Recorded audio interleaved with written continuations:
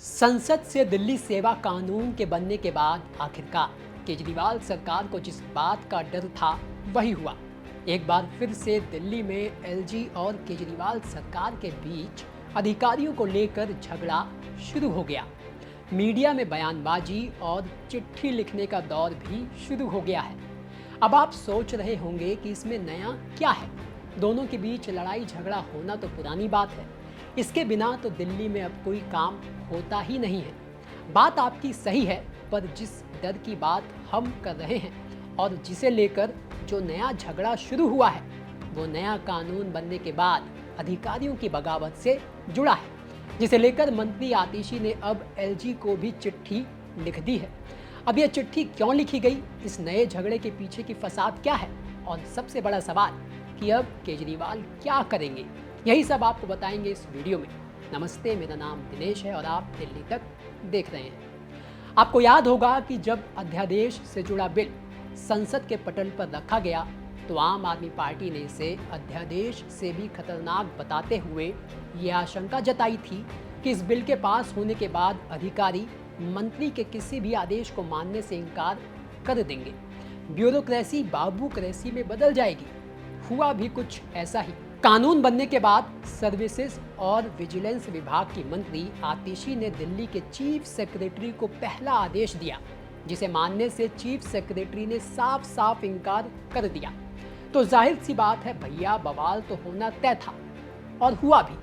अब जो आदेश आतिशी ने अधिकारियों को दिया, जिसे लेकर अधिकारियों ने साफ उसे मानने से इनकार कर दिया, वो आदेश आखिर क्या था, वो हम आपको एक बार पहले बता देते हैं। पहला आदेश था कि सिविल सर्विसेज बोर्ड में ट्रांसफर और पोस्टिंग के मामले जाने से पहले मंत्री से अप्रूवल लिया जाए। किसी अधिकारी के खिलाफ विजिलेंस की जांच के आधार पर कार्रवाई से पहले उनकी अनुमति ली जाए। मंत्री की अनुमति के बाद ही सिविल सर्विसेज को प्रस्ताव भेजा जाए।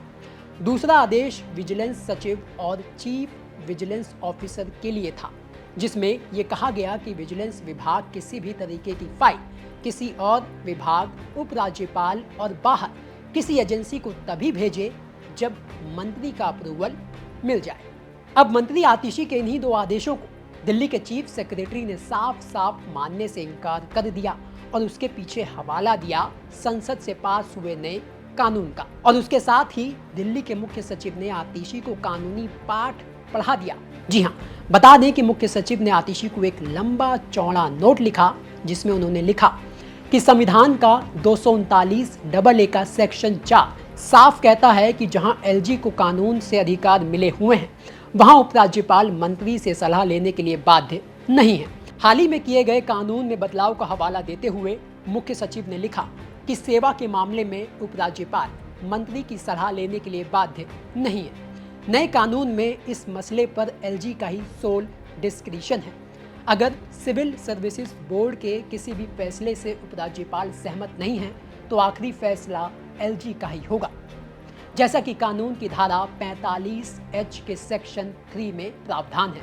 दिल्ली सेवा कानून का सेक्शन 45J5 कहता है कि अगर कोई अफसर चाहे तो वह मंत्री का आदेश मानने से इनकार कर सकता है। इस सेक्शन के अनुसार मुख्य सचिव चाहे तो वो मंत्री के दिए हुए आदेश को मानने और उसके क्रियान्वयन से मना कर सकते हैं। चूंकि कानून ने उन्हें मंत्री, मुख्यमंत्री और एलजी को सही सलाह देने के लिए अधिकृत किया है, इसलिए उसका निर्वहन करते हुए वो ये सलाह दे रहे हैं कि मंत्री ने जो आदेश जारी किए हैं, वो संविधान के प्रावधानों और उसके तहत बने नए नियमों का उल्लंघन है।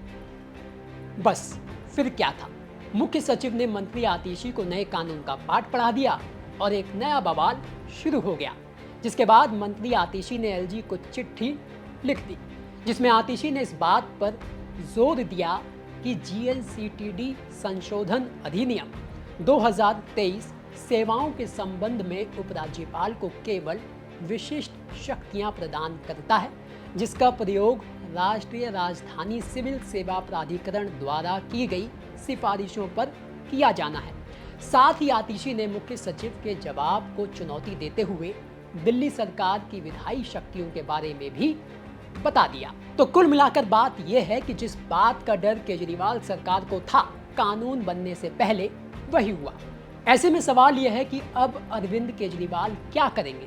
बहरहाल नए कानून को केजरीवाल सरकार ने सुप्रीम कोर्ट में चुनौती दी है, जहां सुनवाई शुरू होने से पहले सुप्रीम कोर्ट ने केंद्र को नोटिस जारी कर दिया है और अब सुप्रीम कोर्ट ही अरविंद केजरीवाल की आखिरी उम्मीद है, जहां से उन्हें राहत मिलने की थोड़ी बहुत उम्मीद जो है वो बाकी है। वैसे आपको क्या लगता है, क्या सुप्रीम कोर्ट से केजरीवाल को राहत मिल पाएगी या नहीं? अपनी राय हमें कमेंट करके ज़रूर बताइएगा। ऐसी और खबरें देखने के लिए आप लगातार देखते रहें दिल्ली तक।